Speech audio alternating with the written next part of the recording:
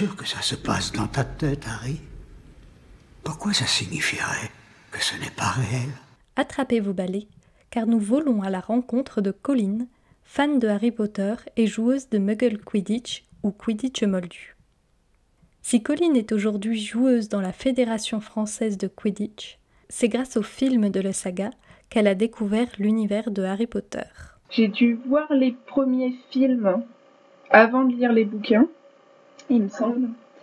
Par contre, je pense que j'ai dû lire les bouquins avant les derniers films. Enfin, je pense que c'est à partir du 4-5 où j'ai dû commencer à lire les bouquins avant de voir les films. Et je préfère les bouquins en fait aux films. Lors de ce premier contact avec Harry Potter, Colline n'avait pas du tout idée qu'un jour elle rejoindrait une équipe de Quidditch Moldu. Le chemin s'est fait petit à petit. Alors, je suis arrivée parce qu'en fait, à la base, on voulait créer on voulait créer un journal étudiant dans ma fac. Donc, moi, je suis à la base à la fac de Nantes. Et du coup, on voulait créer un journal étudiant. Et du coup, moi, je me suis dit, je sais qu'il y a du Muggle Quidditch.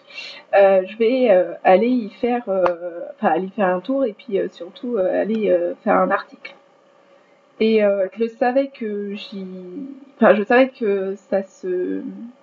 c'était à Nantes parce que j'avais travaillé en médiathèque avec la cofondatrice de l'équipe de Nantes. Et du coup, donc je savais, je l'avais recontactée.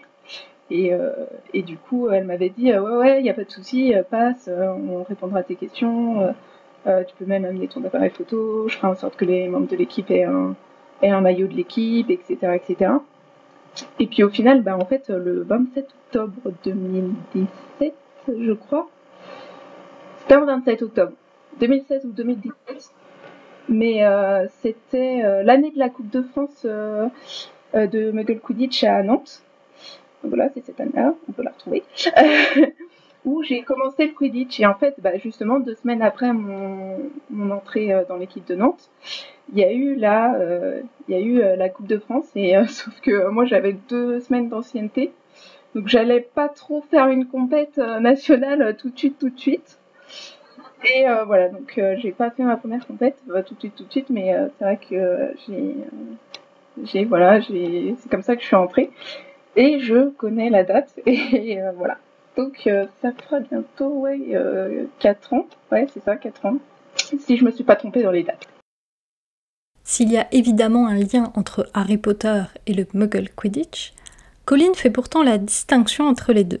Elle est fan de Harry Potter, elle est fan de Muggle Quidditch, mais quand elle est sur le terrain, elle n'est pas fan de Harry Potter.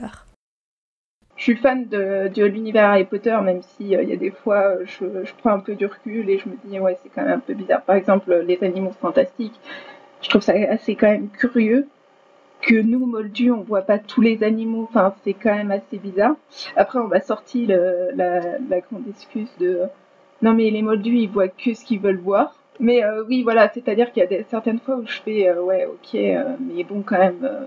Donc, je suis fan de l'univers, ça, il n'y a pas de souci. Je trouve que les livres sont très bien écrits, etc., etc. Après, je sépare quand même vachement Harry Potter, l'univers et tout ça. Même si je sais que ça a un lien avec le sport, le Muggle Quidditch. Enfin, moi, je dis Muggle Quidditch, mais il y en a qui raccourcissent ça Quidditch tout court. On peut dire aussi Quidditch tout court. Je sépare les deux. Enfin, vraiment. Enfin, c'est-à-dire que pour moi, pour que les deux soient reliés, il faudrait qu'on joue en cap, en vrai ballet, en choses comme ça. Et là, c'est vraiment du roleplay et c'est vraiment de l'univers Harry Potter. Mais là, vu que c'est un sport avec une certaine forme de stratégie, avec des compètes internationales, nationales, avec des ligues, etc., etc., pour moi, c'est pas la même chose. Enfin, ça a un lien. C'est l'un qui m'a poussé vers l'autre, quelque part. Mais j'avoue que j'arrive à séparer les deux. Et je préfère quand c'est comme ça. Après des années à aimer la saga, mais aussi 4 ans dans une équipe de Quidditch, Céline est donc une fan de longue date. Je lui ai demandé ce qui lui plaisait particulièrement dans ce fandom. La modalité, c'est pas trop mon style, si ce n'est coller au maximum, enfin voilà. J'aime bien les soirées en général. Enfin, les soirées style Harry Potter, enfin, il y a des trucs qui sont sympas. c'est tout ce qui est un peu roleplay. J'ai peur d'être ridicule, c'est con, mais ouais, j'ai peur d'être ridicule dans les roleplays et tout ça, de pas le jouer aussi bien que certains le font. Il y en a, ils le font très bien.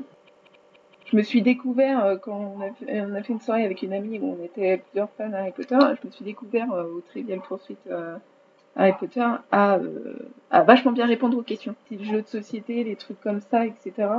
C'est des trucs qui peuvent éventuellement me plaire, ouais. Et puis, ouais, dans les soirées, ça va. Mais il y a des fois, on se surprend à connaître certaines choses et enfin, faut relire les livres parce que les films sont moins précis. Et du coup, des fois, ça peut tromper. En lien avec tout ce qu'elle aime dans ce fandom, je lui demandais si elle avait précisément des souvenirs qui lui étaient très chers. Enfin, il y a plusieurs souvenirs qui viennent. Moi, je me souviens d'une soirée où je suis allée, où c'était spécial Harry Potter, et on se prend à parler à des gens avec qui on ne parlerait pas forcément dans la vraie vie, et juste pour le plaisir de parler, et puis,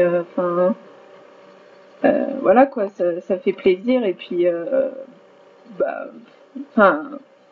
on vit le moment et puis on se préoccupe pas trop de le reste et puis ça permet de faire de belles soirées et puis vraiment où je m'étais c'est des personnes où je me serais peut-être pas tournée dans la vraie vie que ouais, dans la vie de tous les jours et que peut-être que eux non plus se seraient pas retournés sur moi et voilà. Il y a aussi un autre souvenir, c'est que je porte un sweat, je vais me faire crier, tout le monde saura qui je suis. En fait, c'est un sweat gris et c'est mon préféré. Il commence à vieillir, ça me fait un peu suer.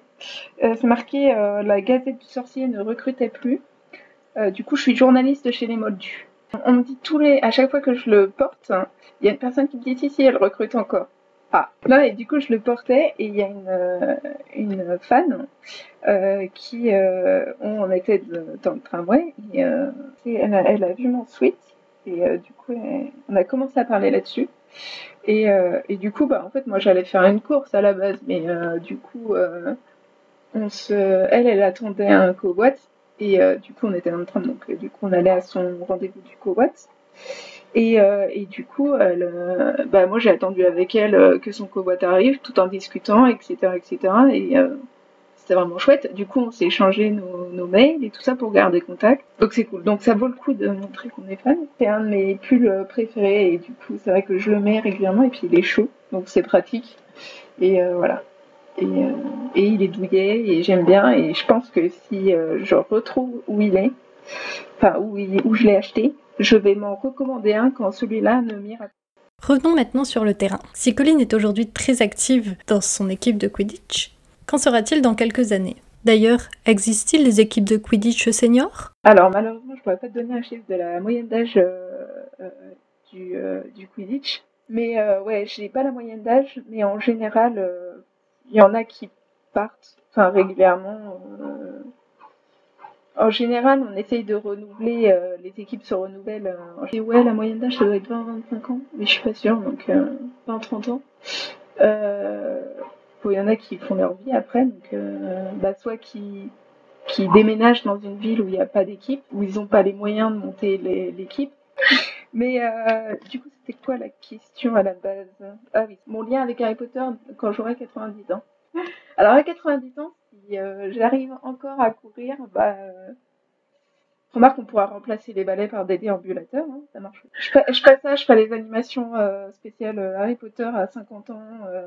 Mais ouais, non, Harry Potter à 100 ans, je ferai les animations spéciales match de Quidditch pour vieux dans les maisons de retraite. Et plus sérieusement, j'espère que j'arriverai, si ses parents le font pas avant. J'ai un neveu et une nièce et j'aimerais bien leur faire découvrir et j'aimerais bien que ça leur plaise. J'ai très peur que ça leur plaise pas.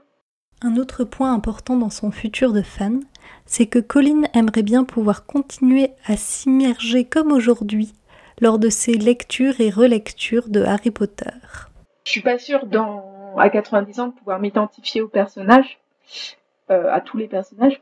Bon, peut-être que je m'identifierai à McGonagall. Et si jamais j'arrive plus à m'identifier à certains personnages, ou si j'apprécie plus autant la saga, j'espère quand même que je me souviendrai de ce sentiment que j'ai eu d'avoir de l'admiration pour la personne qui a réussi à créer tout cet univers, et etc., etc.